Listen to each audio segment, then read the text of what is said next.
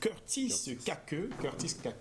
Nous avons invité Curtis sur ce plateau pour nous parler de son ouvrage Planifie ton année. Alors, bonjour et bienvenue Curtis. Bonjour Derek. Alors, je rappelle que vous êtes architecte de logiciels et manager de projet, chef d'entreprise aussi. Tout à fait. Alors, Benjo. Bon, maintenant que tu as fini avec lui, qu'est-ce que je fais alors? Tu poses la première question si tu veux. poses une question. Ah, je pose seulement les questions. Ouais, si tu n'as pas la pêche. C'est quoi planifie? Planifie ton année avec Curtis Donne-nous le document. Cacqueux. Voilà. Moi, je voulais savoir, en fait, il a écrit un livre, vous avez commis un article, un livre, c'est ça, monsieur? C'est un livre. Un ouvrage, Oui. voilà, qui est très très riche parce que on a eu le temps de le parcourir.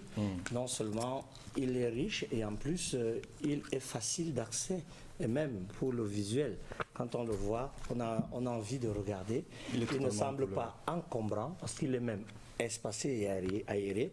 On comprend que c'est Curtis Cacqueux seulement qui pouvait produire un livre comme ça. On veut savoir, bon, maintenant que tu l'as ton livre, voilà, comment tu planifies ton année? Déjà, il faudrait comprendre ce que c'est que planifier ton année pour pouvoir profiter pleinement de tous les conseils qui sont encapsulés dans cette œuvre. Il faut comprendre que c'est quelque chose qui vient de très loin. Ouais. C'est comme ça le résultat d'une longue expérience parce que quand je suis arrivé en fac à l'université en 2012, j'arrive en filière informatique et je me rends compte qu'il y a tellement de possibilités, on a tellement d'outils et je suis choqué. Je suis choqué qu'avec autant de technologies, avec une science aussi puissante, on n'arrive pas à résoudre les problèmes de notre environnement. Ouais. On se trouve toujours avec des personnes qui font face à beaucoup de difficultés et pourtant on a entre nos mains, les outils qui peuvent nous permettre de changer les choses, mais on n'y arrive pas. Ouais. Alors en 2012, je décide donc d'être celui-là qui va utiliser l'informatique pour résoudre des problèmes contextualisés. Donc je me lance dans une démarche entrepreneuriale où j'essaye de développer des applications et c'est là que je me suis cassé la gueule pour la première fois. J'ai eu un choc parce que là je me rends compte que la technique seule ne suffit pas. On aura beau avoir toute la science qu'il faut, s'il n'y a pas la démarche qui va avec, si on n'a pas les outils qu'il faut, on n'arrivera à rien. Donc à ce niveau-là, je me rends compte que j'ai beaucoup de failles en matière de management, en matière de planification. Je me retrouve abandonné par mon équipe au milieu d'un projet. Je ne sais pas comment faire. Ouais. Il y a la pression qui vient de partout. Il y a la famille qui lance des tics. Je suis en froid avec tout le monde. J'ai refusé d'aller étudier en Suisse et tout le monde est fâché après moi. Donc du coup, je me rends compte qu'il y a un problème de démarche. Là, je complète ma formation de base avec un parcours parallèle en management de projet où là, je vais apprendre à organiser les choses. Je vais apprendre à donner du sens à la technique, à donner du sens à la compétence que nous avons. Et donc, à l'issue de ça, en 2016, je vais créer une deuxième équipe. Avec cette équipe-là, jusqu'aujourd'hui, on a cheminé, on aborde les problèmes au quotidien et c'est le résultat de tout ça qui a été filtré et encapsulé dans cet ouvrage. Donc maintenant, on met à la disposition de tout un chacun, non pas seulement des outils informatiques, mais aussi des méthodes pratiques pour résoudre des problèmes concrets. Et le principal problème qu'on rencontre au quotidien, c'est celui de la planification. Oui. Vous êtes peut-être père de famille, vous êtes cuisinier, vous avez vos enfants à gérer, vous avez votre développement personnel à gérer, vous avez le travail, vous avez des équipes. Comment est-ce que vous réussissez à mettre de l'ordre dans tout ça? C'est en réalité ça, le guide pratique. Oui, voilà, vous avez répondu à beaucoup de questions que j'aurais dû poser. Alors, je vais directement à ma quatrième question, parce que vous avez déjà répondu à toutes les autres là. Mais là, je veux savoir, bon, quel est, par exemple, le principal piège à éviter quand on a dit que lorsqu'on a défini ces projets, bon, qu'est-ce que je ne dois pas faire? Le principal piège à éviter, en fait, le premier piège se situe avant qu'on ne le fasse.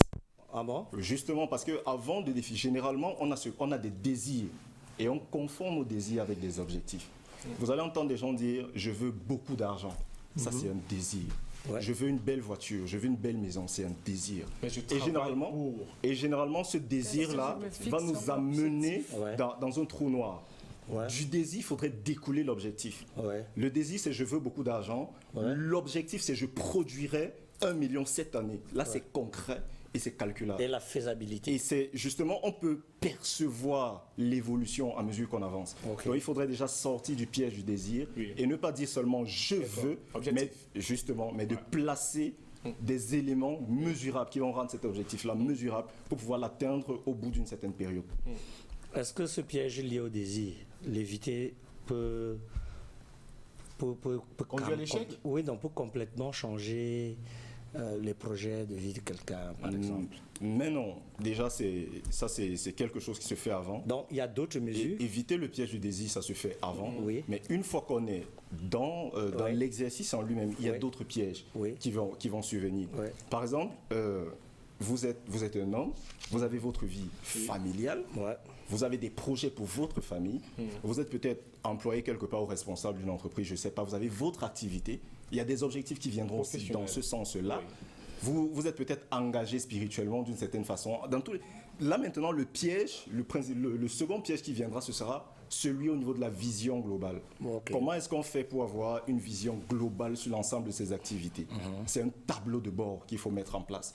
Ça veut dire pour chaque pan de sa vie, il faudrait être capable de construire un tableau de bord qui nous montrera à chaque moment de l'année ce qu'il faut faire dans telle ou telle catégorie. Comment faciliter tranquillement le suivi de ces projets, de ces objectifs? Effectivement, le livre, le guide pratique, Planifie ton année, vient comme ça donner une collection d'outils.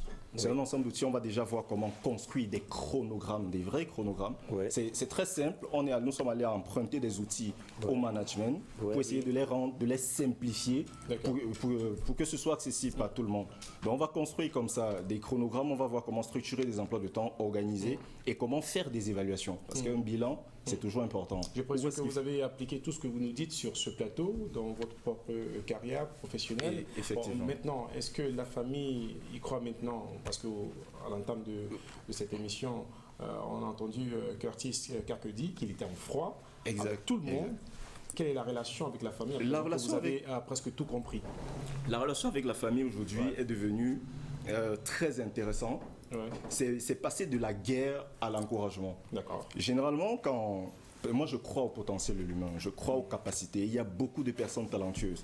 Mais le problème, c'est que généralement, on exprime notre talent dans une boîte noire. On exprime notre talent sans communiquer avec l'autre. Donc du coup, quand la famille s'oppose, c'est parce qu'ils croient que vous êtes en train de vous perdre. C'est parce qu'ils pensent que vous n'êtes pas capable d'arriver là où vous dites. Ils ne comprennent pas ce que vous voulez. Ouais. Donc avec cette démarche-là, on peut déjà mettre de l'ordre, on peut expliquer clairement à son entourage où on va, on peut transmettre une réelle vision et réussir à rallier ses proches et le reste de son environnement derrière soi. Pour justement hisser les choses vers Bon, le je vais plus vous haut niveau. poser deux questions de sortie. Parce que moi, je viens de jeter un œil. Toute la nuit, j'ai essayé de lire. Et je suis impressionné par le style d'écriture d'abord.